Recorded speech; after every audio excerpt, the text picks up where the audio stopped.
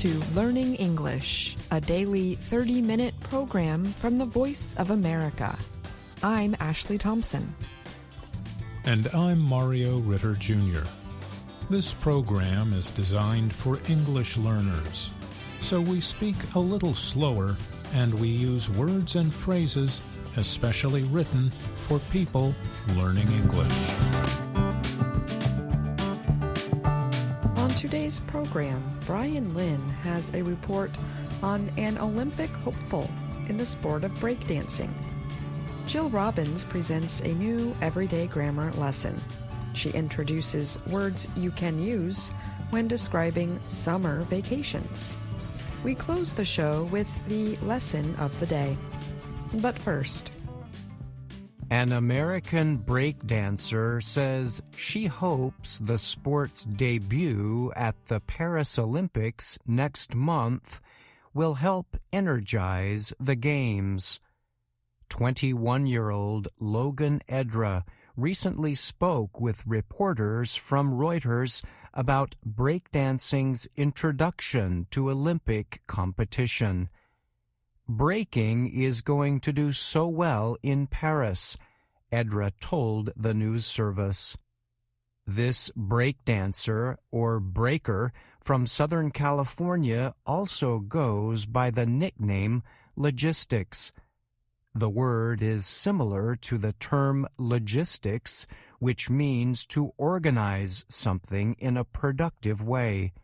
Her father gave her that name because, as a child, she always knew how to get where she wanted to go. Breakdancing is believed to have started in the Bronx area of New York City in the 1970s. The sport is now preparing to make its Olympic debut. The Paris Games opening ceremony is on July 26th. A total of 32 breakdancers are set to compete, 16 men and 16 women. The dancers are also known as B-boys or B-girls. I pray that we bring the most hype and steal attention from the other sports, said Edra. They are going to hear the music, and they are going to be so curious, like, what's going on? Edra was born in Chula Vista, California, and is a second-generation Filipino-American. In addition to her own training, she teaches breakdancing at a dance school in Los Angeles. Reporters from Reuters recently visited the school. "We need music in our lives," she shouted before turning up the hip-hop music the students trained to. Edra then connected with the music and was soon demonstrating her dance skills that included head spins, flips, and complex footwork.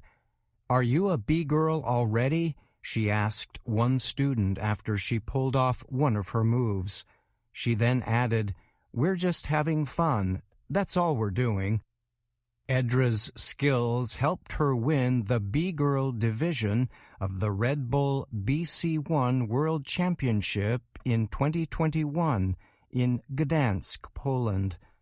Some have compared breakdancing to boxing because of the one-on-one nature of its competitive battles. The sport also has similarities to gymnastics. But Edra said she thinks it is more closely related to skateboarding, which permits competitors to demonstrate deep creative and technical abilities. Skateboarding quickly became one of the most popular Olympic sports following its debut at the 2021 Tokyo Games. Edra told Reuters she is looking forward to competing and is even hoping to become the first woman to win a gold medal in the sport. She still must officially qualify for the Paris Games during an event later this month in Budapest, Hungary. She just needs to finish in the top 16 to qualify. Edra said she trains twice a day. Most mornings she centers on building technical skills. Later in the day, she seeks to improve her dance creativity and fully connect to the music. I can be a competitive person, so I still train very hard to focus on doing my best to win, Edra said. She then added, "But we're artist-athletes." She admitted that dance battles can be subjective during judging, but it's whoever is killing it that day, she added. These battles are a very fun, competitive game, but it's also inspiring to see all of us bringing our own style. Edra said she sees her wins as spreading her message of unity to the world. I see any title or championship as a megaphone to amplify any message I want. I couldn't care less about the attention for personal satisfaction, she added. I represent the culture. I represent dance. I represent the peace-love community and having fun. Edra said she also sees herself as being a student of the game, caring about its evolution, and keeping it alive. I'm Brian Lynn.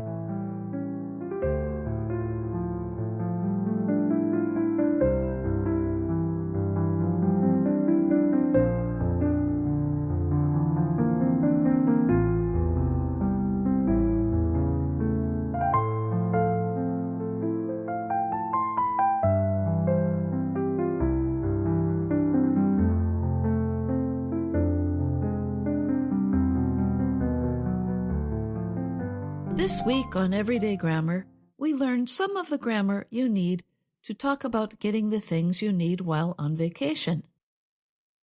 A common summer vacation might involve a trip to a beach or a lake. Let's say we are going to Big Bear Lake in California for a week.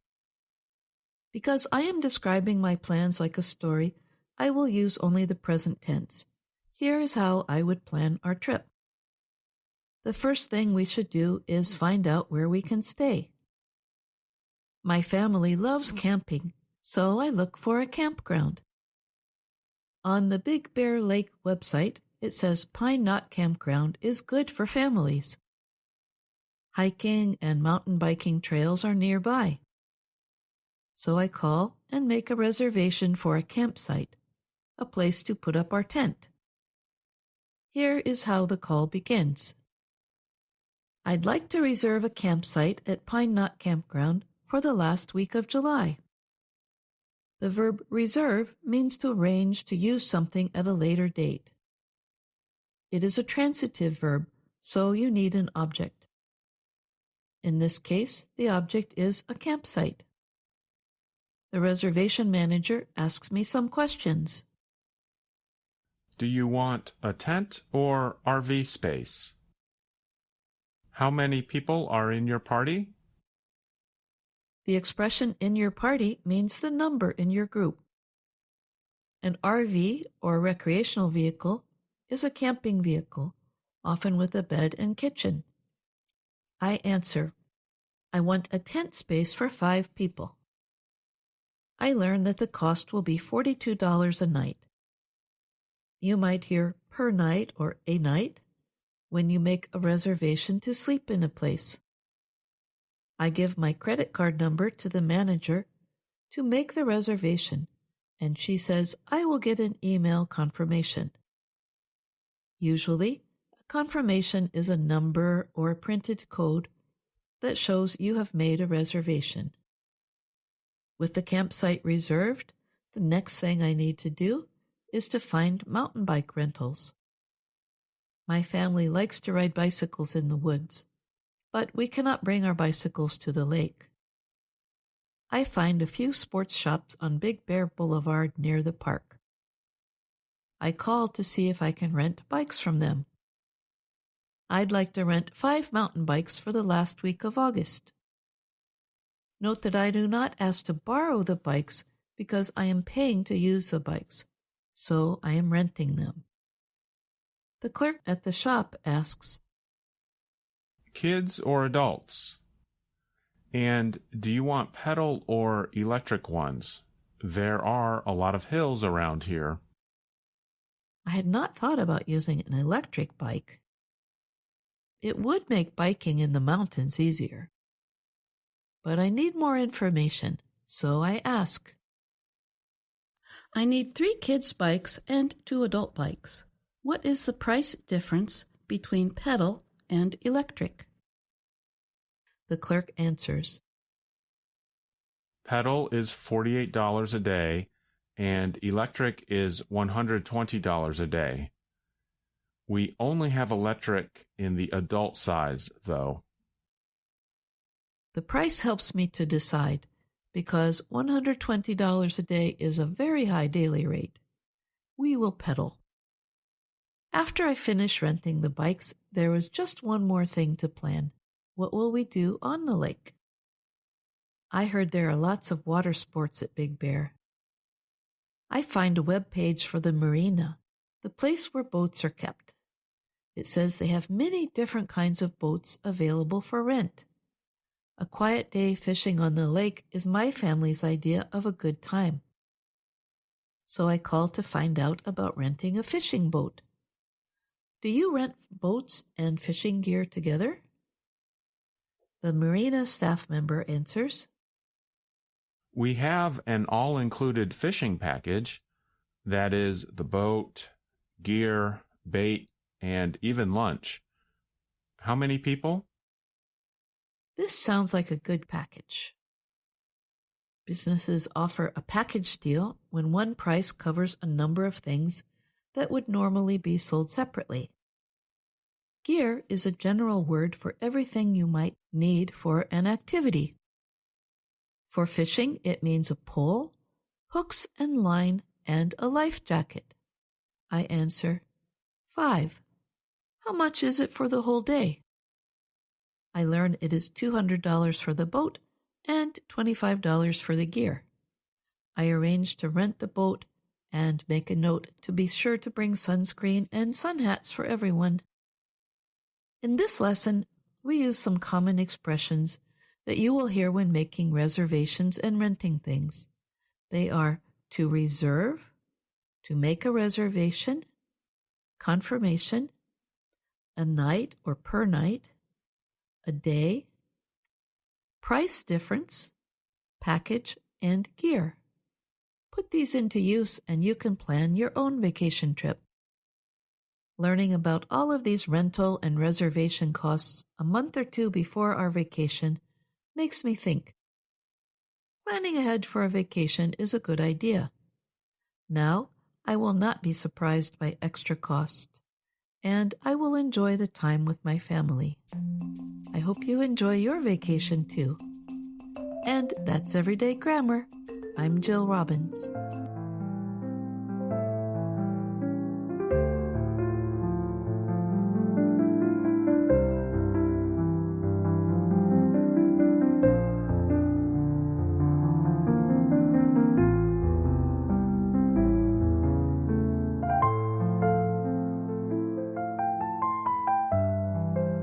That was Jill Robbins with this week's Everyday Grammar. She is here now to talk a bit more about the lesson. Hi, Jill. Thank you for being here. Hi, Ashley. Thanks for having me. This week, you taught some useful words for talking about summer vacations or trips. What kinds of summer trips did you take when you were growing up? You know, this story reminded me of when I was young and my family went to a lake in Indiana.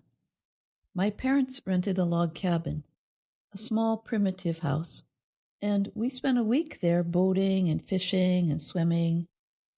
Log cabins are houses made of whole logs from trees, like people had many years ago.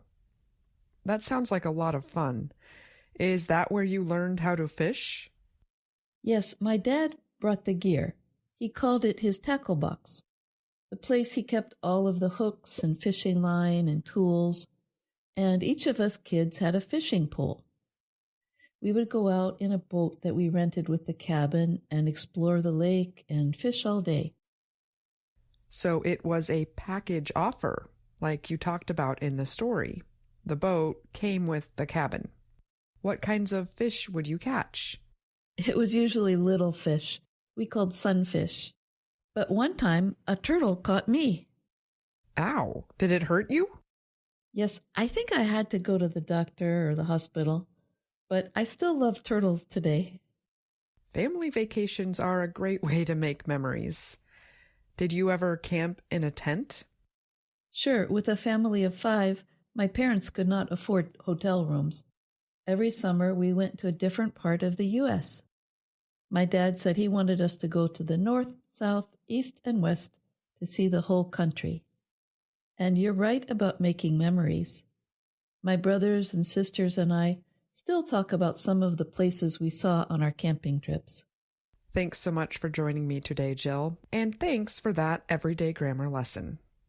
My pleasure, Ashley. Thanks for having me. VOA Learning English has launched a new program for children. It is called Let's Learn English with Anna. The new course aims to teach children American English through asking and answering questions and experiencing fun situations. For more information, visit our website, learningenglish.voanews.com.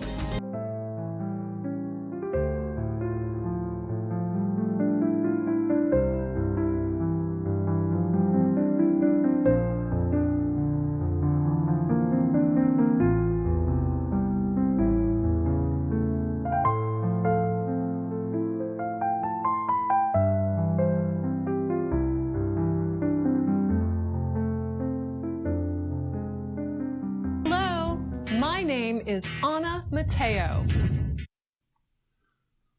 My name is Andrew Smith. And I'm Jill Robbins. You're listening to the Lesson of the Day on the Learning English podcast. Welcome to the part of the show where we help you do more with our video series, Let's Learn English. This series shows Anna Mateo in her work and life in Washington, D.C. If you have watched Let's Learn English, you know that Anna has a boss named Ms. Weaver. Ms. Weaver has asked Anna to do some special projects, such as making a children's television show. In Lesson 49 of the series, Ms. Weaver tells Anna to go to a special museum in Washington. She tells Anna to go to the International Spy Museum and learn about spying.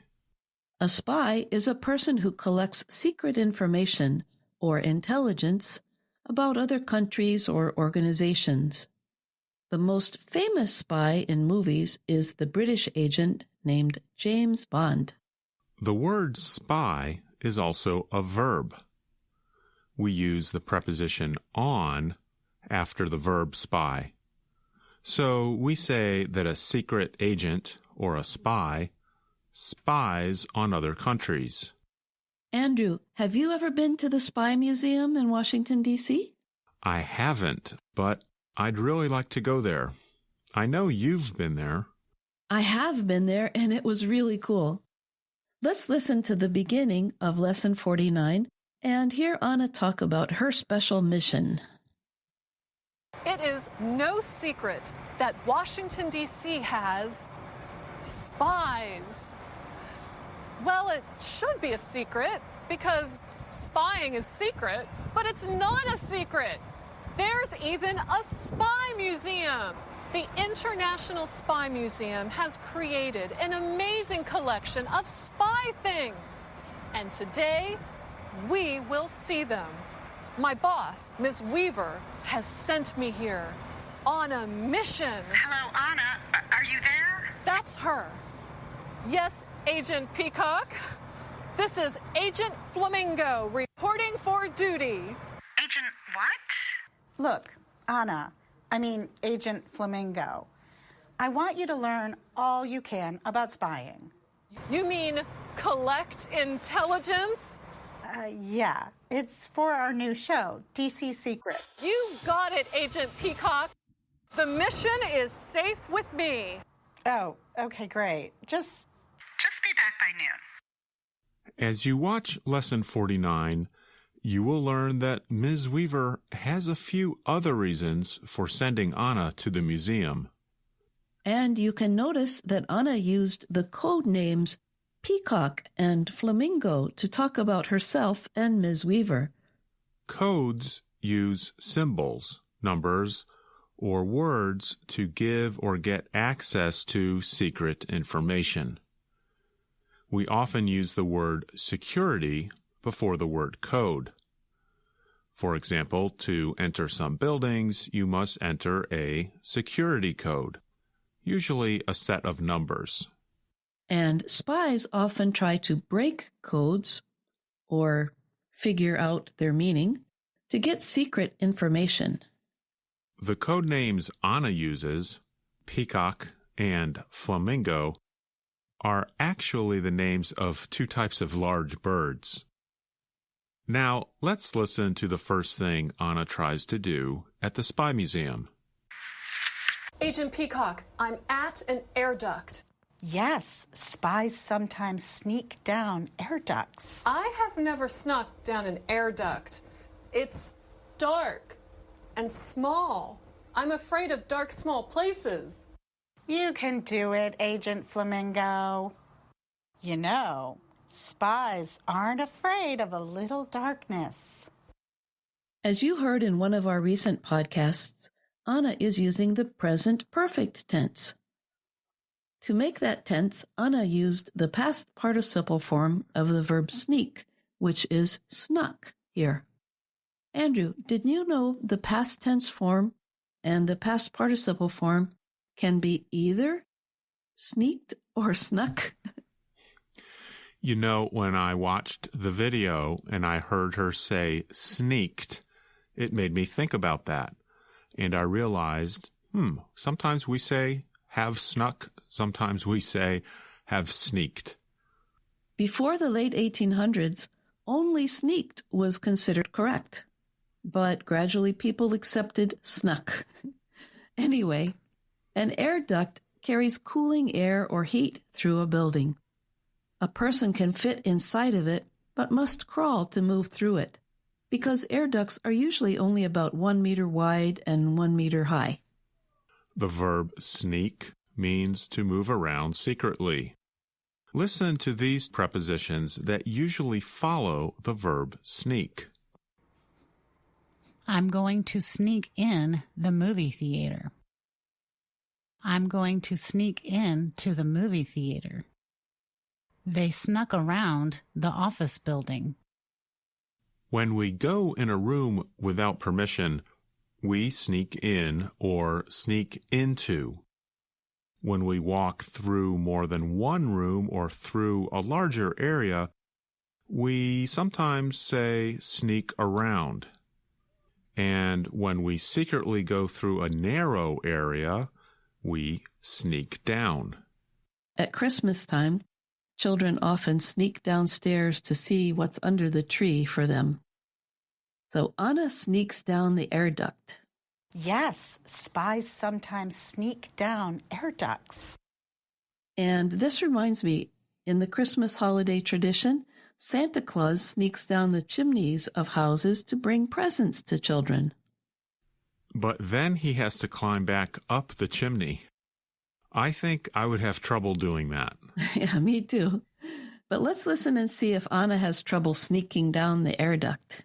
I have never snuck down an air duct. It's dark and small. I'm afraid of dark, small places. You can do it, Agent Flamingo. You know, spies aren't afraid of a little darkness. Right. It's just an air duct. Dark, small air duct. Okay, I'm doing it, Agent Peacock. I am sneaking down a long, dark, small air duct. I'm having a little trouble breathing. Just keep going, Agent Flamingo. Think of the team. Okay, I will think of the team. I'm thinking of the team, Agent Peacock. I did it! I did it! I sneaked down an air duct. That was a little uncomfortable. Good. Anna was able to sneak down the air duct, but she had a little trouble breathing because she was nervous. When we say we have trouble doing something, we mean that it is difficult for us to do.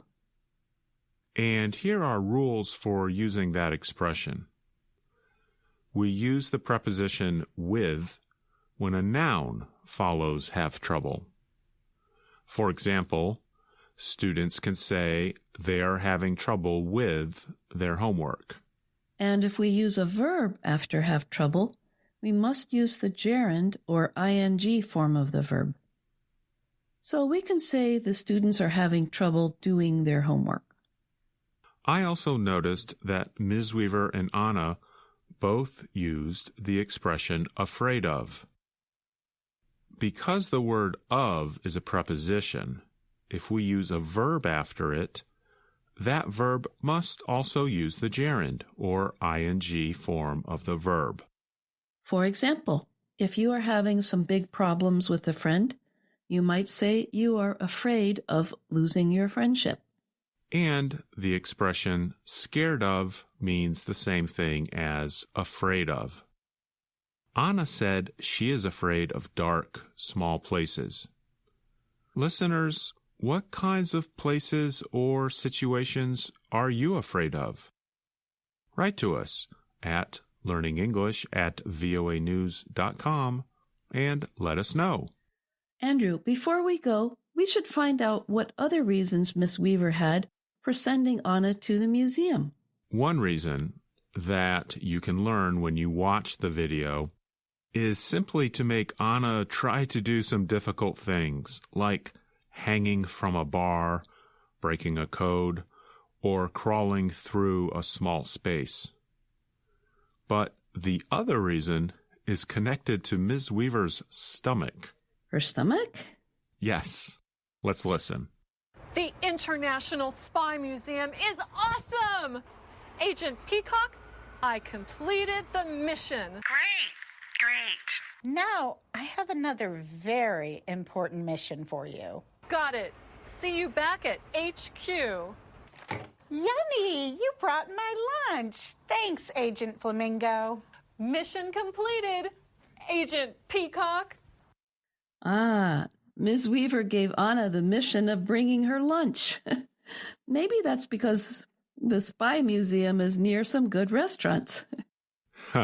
Maybe so. And HQ is short for headquarters. In this case, HQ is the office where Ms. Weaver works. Yes, and bringing lunch is not exactly a spy mission, but as we know, Anna has a big imagination. Well, now I'm getting hungry for my own lunch, so it's time to say goodbye for now. We hope you've enjoyed this lesson of the day on the Learning English podcast. I'm Jill Robbins. And don't forget to write to us. And remember that you can find us on YouTube, Facebook, and Instagram. I'm Andrew Smith.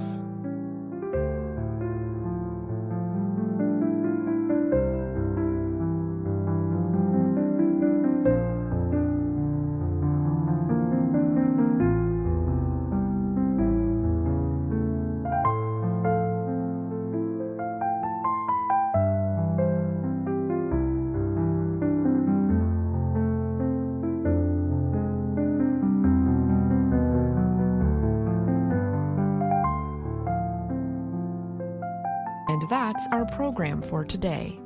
Join us again tomorrow to keep learning English through stories from around the world. I'm Ashley Thompson. And I'm Mario Ritter Jr.